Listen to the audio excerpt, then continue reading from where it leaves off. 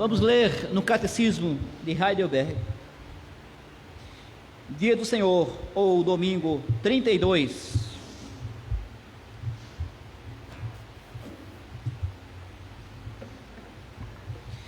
Começando com a parte da nossa gratidão. Então já vimos a parte que fala sobre a nossa miséria, ou pecado e miséria. Depois a nossa salvação. E agora a última parte, a nossa gratidão, que vai de 32 a 52. Vou ler Dia do Senhor, ou domingo 32, hoje.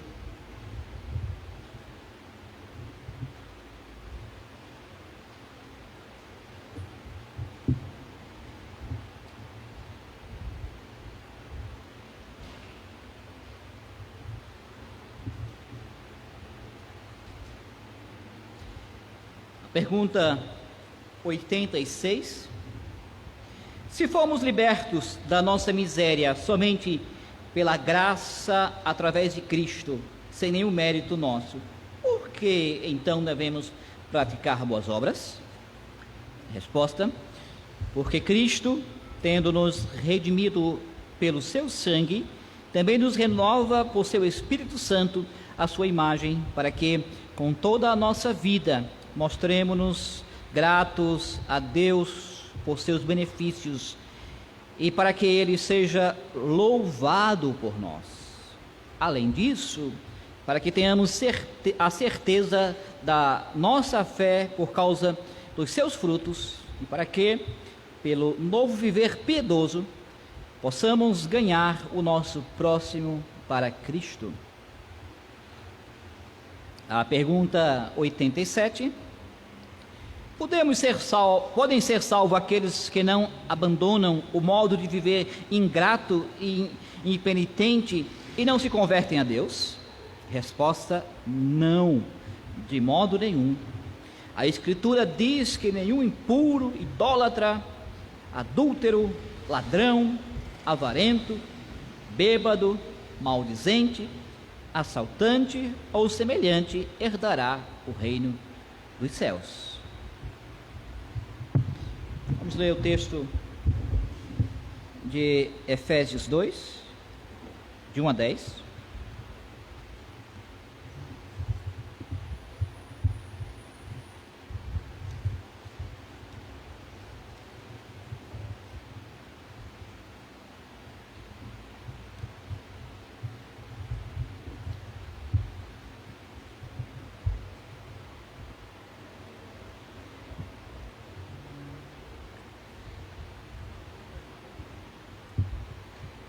Diz assim: Ele nos deu vida, estando vós mortos nos vossos delitos e pecados, nos quais andastes outrora, segundo o curso deste mundo, segundo o príncipe da potestade do ar, do espírito que agora atua nos filhos da desobediência, entre os quais também todos nós andamos outrora, segundo as inclinações da nossa carne, fazendo a vontade da carne e dos pensamentos, e éramos por natureza filhos da ira, como também os demais. Mas Deus, sendo rico em misericórdia, por causa do grande amor que nos amou, e estando nós mortos em nossos delitos, nos deu vida juntamente com Cristo.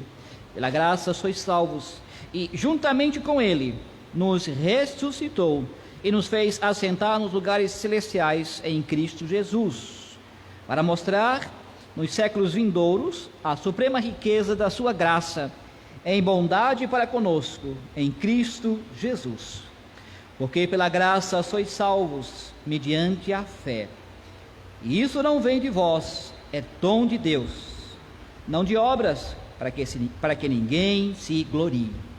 Pois somos feitura dele, criados em Cristo Jesus para as boas obras, as quais Deus de antemão preparou para que andássemos nelas.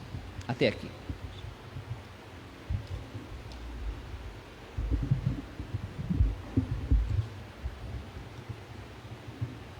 Se nós temos o perdão dos nossos pecados, se nós temos paz com Deus, são frutos da graça de Deus, como nós temos ouvido, como nós lemos no nosso texto, se não há contribuição de nossa parte acerca da nossa salvação, por que nós praticamos e devemos praticar boas obras? A resposta é: se é assim que as boas obras não contribuem com nada, então por que nós, como crentes que vivem pela fé, devemos praticar as boas obras? A resposta é simples, irmãos, é bem simples. As boas obras, elas devem e são uma expressão da gratidão que Deus espera de nós. Além disso, as boas obras, elas são uma obrigação, um dever de todos nós. Devemos fazer boas obras. Por quê? Porque nós fomos renovados para isso. Exatamente. Nós fomos recriados em Cristo para as boas obras. Eu quero resumir a pregação com o seguinte tema: a graça de Cristo nos faz praticar as boas obras. Veremos 3 pontos. Primeiro, a causa ou a razão na qual nós fazemos as boas obras. Segundo, o conforto que as boas obras traz a nós. E terceiro, o benefício que é para outros a prática das boas obras. As obras praticadas por nós também têm como alvo alcançar aqueles que estão ao nosso redor. Qual as causas para as boas obras?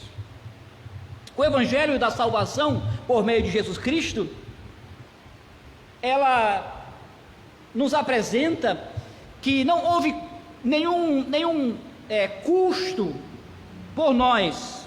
Somos salvos somente pela graça de Deus.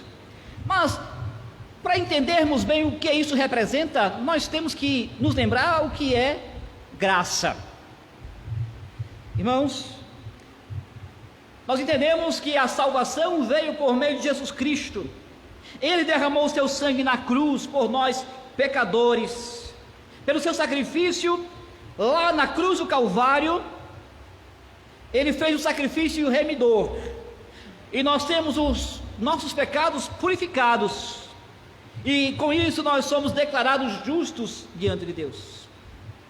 Voltando um pouco a Dia do Senhor 23, nós temos: Deus me dá, sem nenhum mérito meu, por pura graça, a perfeita satisfação, justiça e santidade de Cristo. Deus me trata como se eu nunca tivesse cometido pecado algum, ou jamais tivesse sido um pecador.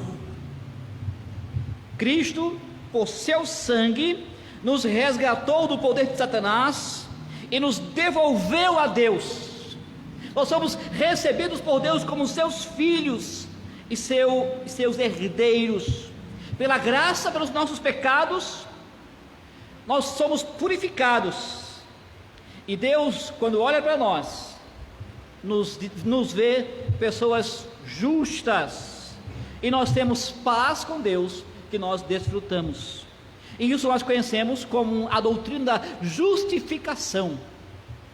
Este evangelho da justificação, somente pela fé em Jesus Cristo, é o evangelho da graça. Mas a questão é: bom, este evangelho da justificação não é uma soma total do evangelho?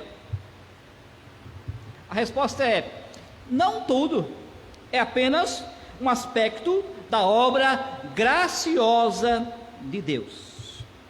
Deus, no princípio, criou o homem perfeito, vivos para Ele, capazes de fazer a vontade de Deus, criados à imagem de Deus. E quando a queda do homem se deu, nós, como raça humana, nós morremos. Como nós lemos em Efésios capítulo 2, versículo 1: nos tornamos tão corrompidos que nós só poderíamos e podemos pecar por natureza. Isto é, fomos criados para refletir a imagem de Deus, a imagem de Cristo. Nós passamos a refletir a imagem de Satanás, de rebeldia, de desobediência a Deus. Com a queda no paraíso, nós provocamos a ira de Deus. Os nossos contínuos pecados diários é uma afronta contra a santidade e a glória de Deus. Mas Deus, em sua graça, nos deu o seu Filho amado Jesus Cristo, e por meio do sangue de Cristo, Ele nos resgatou da escravidão de Satanás, e nos uniu a Deus, e nos declarou como justos diante dEle. Nós desfrutamos do perdão dos pecados, e isso é chamado de justificação. Mas o Salvador não nos deixou à mercê da nossa própria sorte, ou o que seja. Ele não fez assim: agora é com vocês, façam como vocês quiserem. Não, irmãos. O apóstolo Paulo, em Efésios, ele diz: mas Deus, sendo rico em misericórdia, por causa do grande amor com que nos amou, e estando nós mortos em nossos delitos e pecados, nos deu vida juntamente com Cristo, pois pela graça sois salvos. Efésios 2, versículos 4 e 5. Irmãos, a realidade é que nós estávamos mortos, mas Deus nos deu vida. Deus nos deu vida, e isso é fruto da graça de Deus. Deus trabalha em nós, tanto para remir os nossos pecados, isso não é obra nossa, mas também a nova realidade de viver em novidade de vida é obra da graça de Deus. O apóstolo Paulo diz: vivificados pela graça de Deus. Efésios 2 diz: pela graça sois salvos. E a referência, irmãos, é uma referência à obra de Cristo, o seu sangue derramado que nos tornou justos diante de Deus. Mas também é uma referência a uma renovação, em que o Espírito Santo faz em nós, nos tornando vivos para Deus. E isso precisa estar em nossas mentes, precisa estar inculcado em nós. A graça de Deus em Cristo não é apenas que nós temos nossos pecados perdoados, não apenas que nós somos justos diante de Deus. Isso é parte da história. A graça de Deus também é que nós somos transformados, vivificados, renovados, e isso nós chamamos de santificação. A justificação é obra de Deus. A justificação veio por meio de Jesus Cristo, o seu sacrifício, mas também a santificação é a obra constante de Deus, nos transformando, nos fazendo parecer com Cristo cada vez mais, nos refazendo para que nós vivamos para Deus. Cristo não apenas comprou as nossas vidas, nos redimiu, mas também nos trouxe de volta ao seu Pai. Ele nos restaura, nos renova, nos faz viver novamente. A obra de renovação de nosso Senhor Jesus Cristo ocorre ao mesmo tempo em que Ele nos livra do poder de Satanás. Efésios 2 diz: Deus, que é rico em misericórdia, por causa do seu grande amor com que nos amou, mesmo quando estávamos mortos em nossos pecados e ofensas, nos deu vida juntamente com Cristo. Observem aqui que o apóstolo usa estávamos mortos e agora revivemos ou vivemos. Estar vivo é uma realidade presente, diz Paulo. Não é algo que Deus fará conosco em algum dia. O apóstolo, ele diz a mesma coisa em Romanos capítulo 6. No versículo 1 ele faz a pergunta: que diremos, pois? Permaneceremos no pecado para que a graça seja mais abundante? Versículo 2 diz: de modo nenhum. E então no versículo 4, o fato é que andemos em novidade de vida. A ênfase da Bíblia é que aqueles que são justos diante de Deus, ou feitos justos pelo sangue de Cristo, também são renovados pelo Espírito de Cristo. Isso não é nada novo não, irmãos. Isso não é que nós encontramos só em Efésios ou Romanos. Não. Nós encontramos desde o ensino acerca do batismo, que nos garante, nos ensina que o único sacrifício de Cristo na cruz é para o nosso bem. Nós temos lido: Cristo instituiu essa lavagem com água e acrescentou a promessa de lavar com o seu sangue e espírito a impureza da minha alma, isto é, todos os meus pecados, tão certo como fico limpo com a água que tira a sujeira do corpo. A ênfase é tanto no sangue de Cristo quanto ao Espírito de Cristo. Aí a próxima pergunta é: o que significa ser lavado com o sangue e o Espírito de Cristo? A primeira parte diz: ser lavado com o sangue de Cristo. Nós entendemos isso, né? É bem simples. Agora, a resposta 70 significa receber perdão dos pecados pela graça de Deus, por causa do sangue de Cristo, mas também ser lavado com o seu Espírito. O que isso significa? Diz: renovado pelo Espírito Santo e santificado para ser membro de Cristo. Assim morremos mais e mais para o pecado e levamos uma vida santa e irrepreensível. Irmãos, ser lavado com o Espírito de Cristo é ser renovado, é ser vivificado, é ser restaurado. E assim é que nós temos que olhar para nós mesmos diante dessa nova realidade.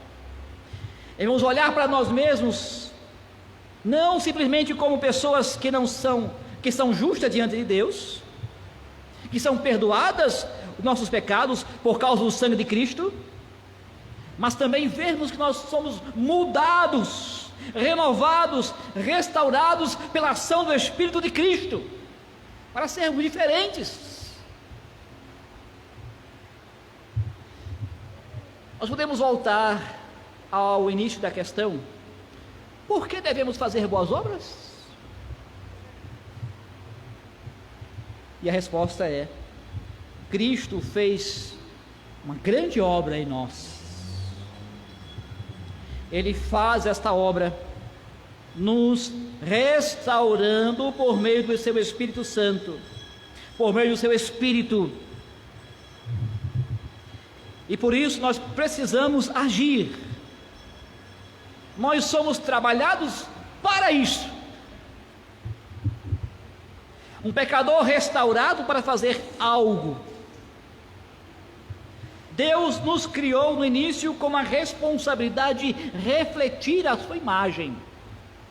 Agora que Deus nos renovou pelo seu Espírito Santo, nós somos chamados a assumir esta responsabilidade que Deus nos deu desde o início. Nós somos trabalhados para que nós possamos refletir essa imagem Isso é um chamado também para nós. O mandato não é permitir que o pecado seja o nosso chefe, mas de estarmos sendo trabalhados pelo Espírito Santo, renovados por esse Espírito Santo, morrendo para o pecado e revivendo dia a dia para Cristo. Embora o pecado ainda insista em permanecer em nós, isso nos chama a uma luta que deve ser travada. E é exatamente por isso que nós precisamos assumir a nossa responsabilidade na questão que é colocada diante de nós repetidas vezes. Devemos fazer boas obras simplesmente porque Cristo nos renova. Devemos fazer boas obras para mostrar gratidão pela graça que nos foi alcançada. Nós somos resgatados do poder de Satanás e nós somos restaurados por meio do Espírito Santo, para que nós estejamos vivendo esta novidade de vida. Vida que antes era impossível, dedicada a Deus, e agora passa a ser a nossa vida para Deus. O segundo ponto é o conforto de praticar as boas obras. O dia do Senhor que nós lemos menciona uma segunda razão pela qual nós devemos fazer boas obras. Na resposta 86 diz: para que pelos frutos da fé tenhamos a certeza de que a nossa fé é verdadeira. A palavra-chave aqui é garantia. Na vida do verdadeiro crente, na pessoa que é restaurada pelo sangue de Cristo, renovada pelo Espírito de Cristo, não há lugar para dúvidas acerca se eu sou ou não de Cristo. Sim, eu não sou perfeito ainda, não serei neste mundo. Os meus pecados são realmente perdoados?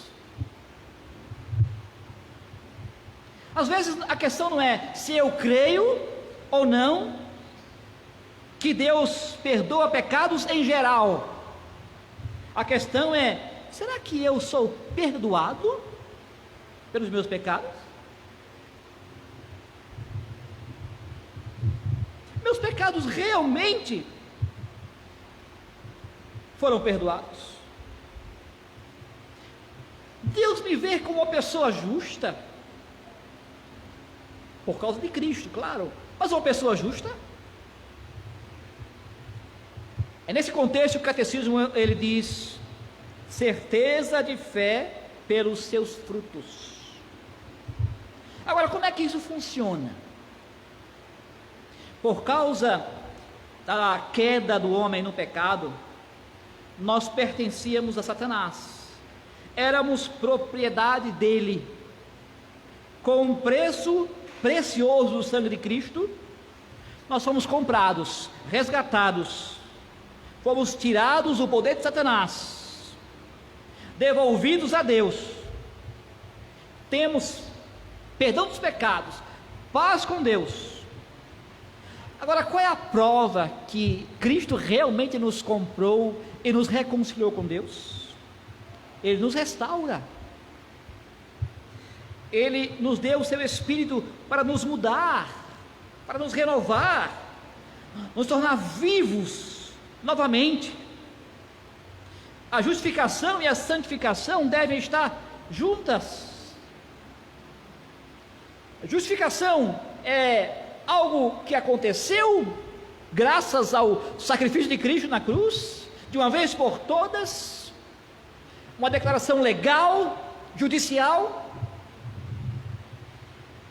E a santificação uma constância, algo que eu experimento dia a dia, uma mudança, uma transformação, um aperfeiçoamento, um moldar. E você quer uma prova de que você realmente pertence a Cristo, tem o perdão dos pecados e justo diante de Deus? A evidência está na renovação da sua vida. Você está vivo para Deus, para as boas obras. As boas obras aqui funcionam como uma garantia de que você realmente pertence a Deus. Faça uma reflexão. Sim, muitas vezes nós temos praticado pecados, e deve ser com nossa vontade, claro. Devemos nos empenhar numa luta. Mas comece a refletir como era a minha vida e como tem sido a minha vida neste curso dos anos. Como eu fui ano passado e como Deus tem feito em nós pelo seu Espírito Santo de mudança, de transformação para a minha vida. Os frutos. Ajuda-nos a afirmar a nossa certeza de fé. Não significa que nós alcançamos alguma coisa, porque nós nos esforçamos para fazê-la ou fazê-las, mas a ação do Espírito Santo em minha vida me faz ter atitudes diferentes.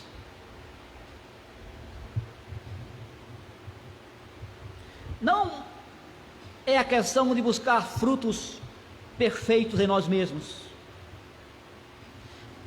As nossas obras estão longe de serem perfeitas, mas pela graça do Senhor, as boas obras, apesar de tudo, e portanto, evidências de um tipo de árvore que nós fomos transformados para sermos. Enquanto nós buscamos a perfeição, nós não precisamos alcançar a perfeição em nós mesmos, mas é preciso evidenciar o que o Espírito Santo tem feito em nossas vidas. Somos lavados pelo sangue de Cristo, somos transformados, renovados para sermos vivos e vivos para Cristo.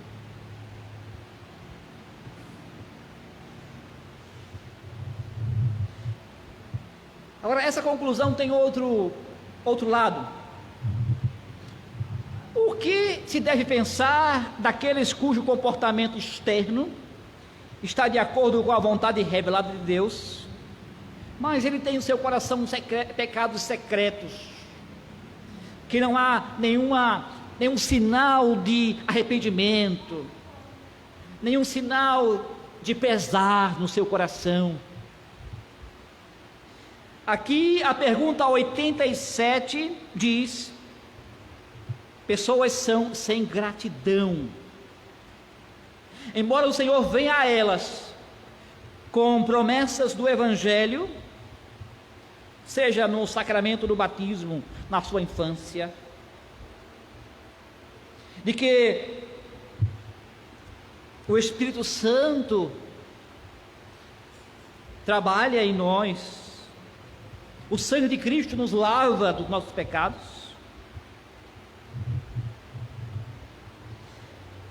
A resposta em 87 diz: a Escritura diz que nenhum impuro, idólatra, adúltero, ladrão, avarento, bêbado, maldizente, assaltante ou semelhante herdará o reino de Deus.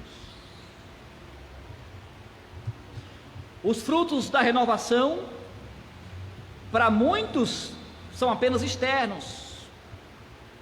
A evidência de ser restaurados por obra do Espírito Santo acaba sendo como se fosse um verniz que cobre o amor de tal pessoa ao pecado.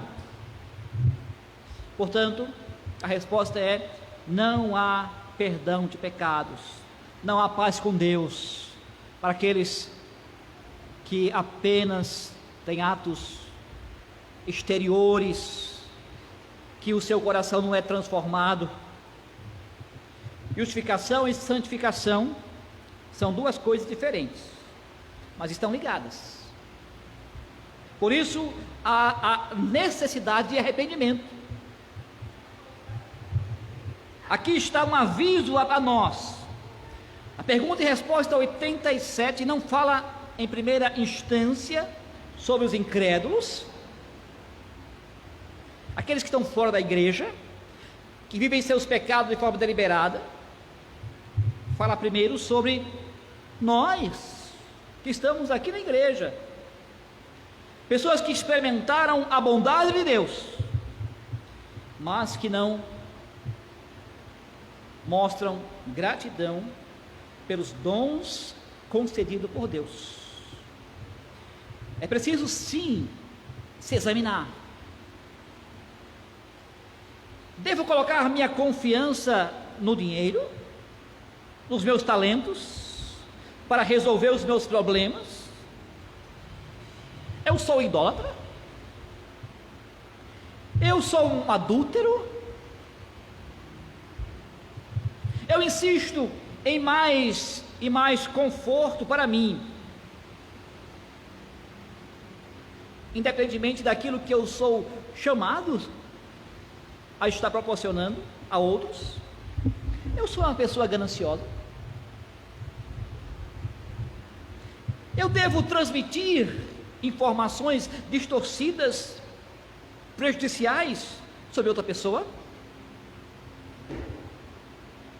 É muito importante nós estarmos analisando como nós estamos agindo.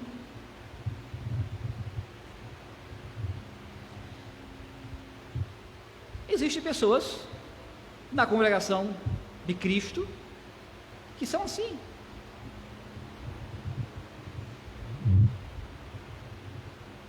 Fazemos boas obras para que possamos ter certeza da nossa fé pelos seus frutos. Mas faço boas obras em público e mantenho os meus pecados secretos, sem que haja arrependimento, sem que haja um pesar em meu coração. O público pode até tirar a conclusão, mas nós temos que tirar outra: nos arrependermos, voltarmos a Deus, confessar nossos pecados e mudar a nossa vida. Por último, o benefício das boas obras sobre outras pessoas, sobre o meu próximo. Nós temos uma terceira razão que o Catecismo, falando em Dia do Senhor 32, fala: devo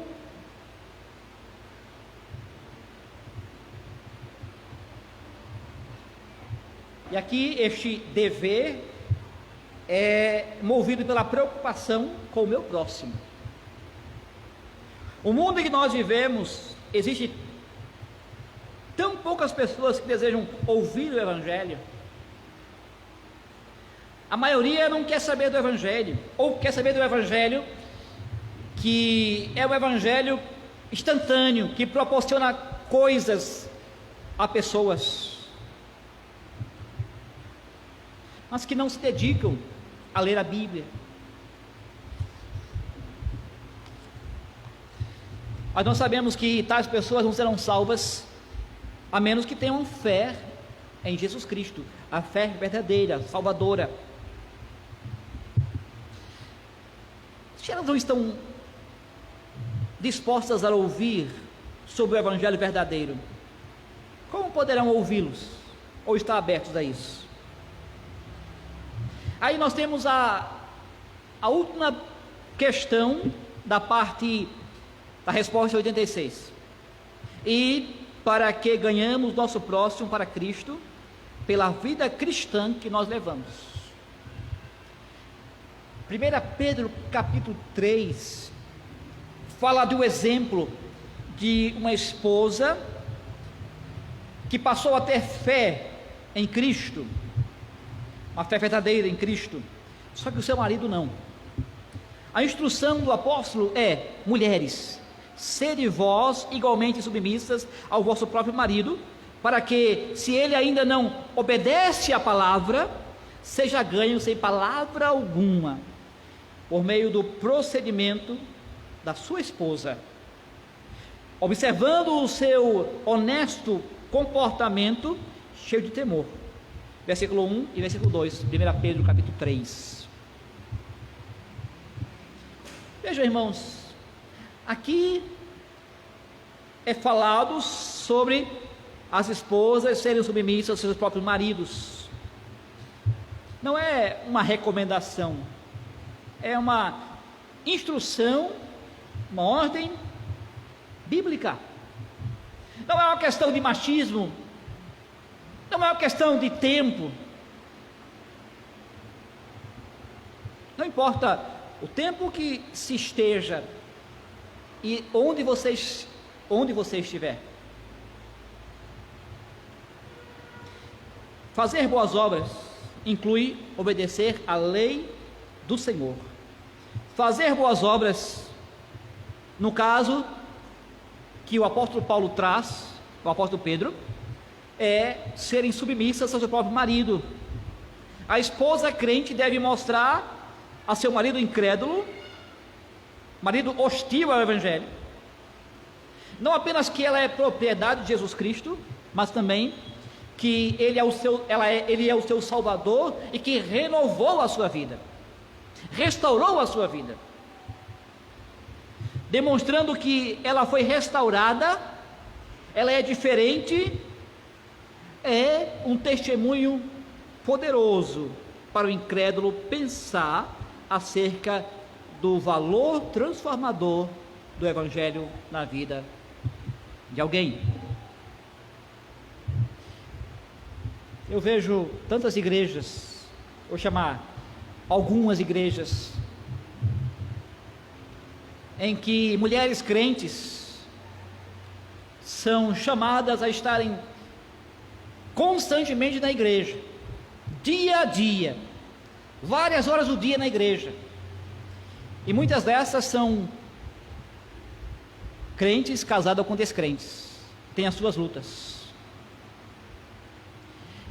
e que estão se eximindo da responsabilidade de testemunharem acerca do poder transformador na vida do crente, testemunhando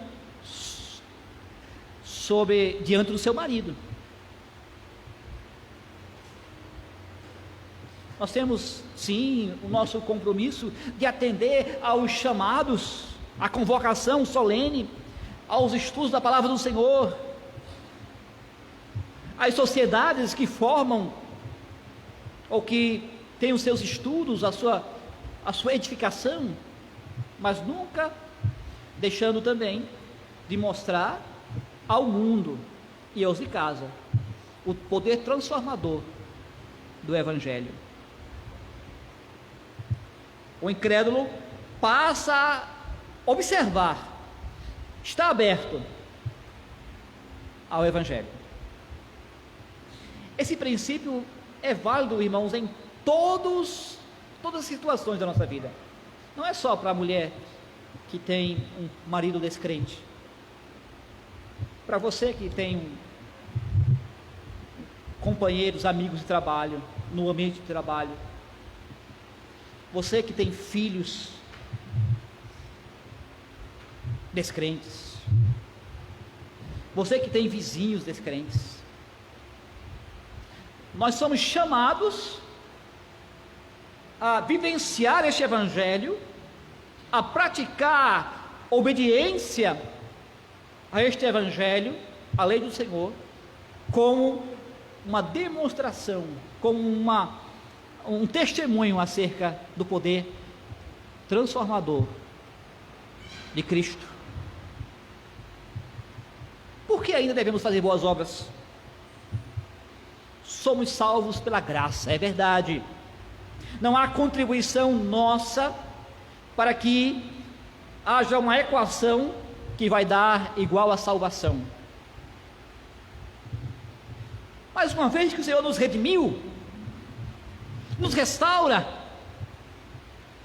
as boas obras devem ser reais em nossas vidas. O Senhor quer que nós sejamos aquilo que nós fomos feitos em Cristo.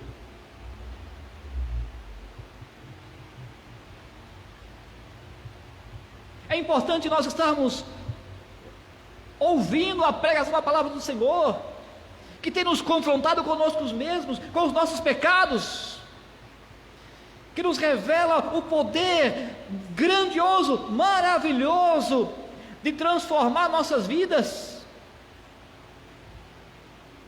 o chamado ao arrependimento, a oração de rogar ao Senhor: Senhor, fortalece a minha fé, vacilante muitas vezes, que eu não ame mais o pecado como eu tenho amado, que eu tenho forças a dizer não, a romper relacionamentos que não agradam ao Senhor.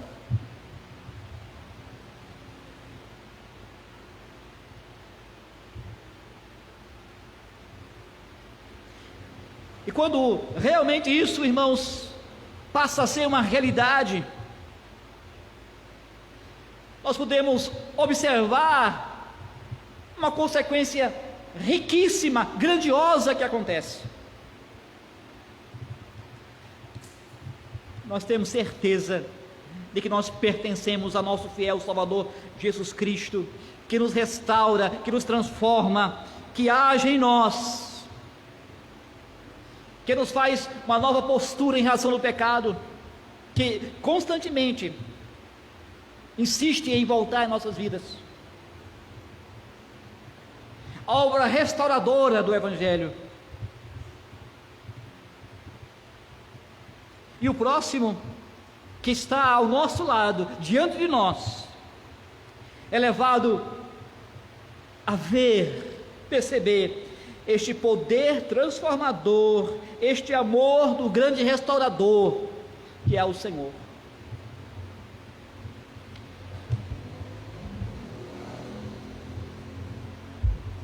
As boas obras, elas vêm de Deus, agindo pelo Espírito Santo de Deus em nossas vidas.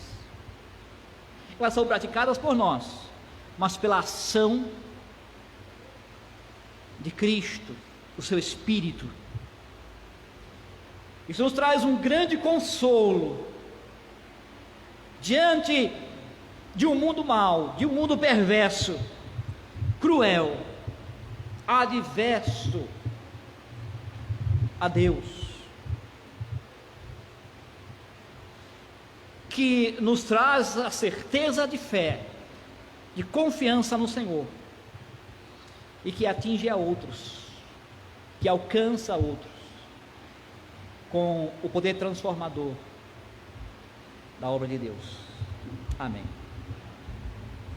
Vamos orar, irmãos.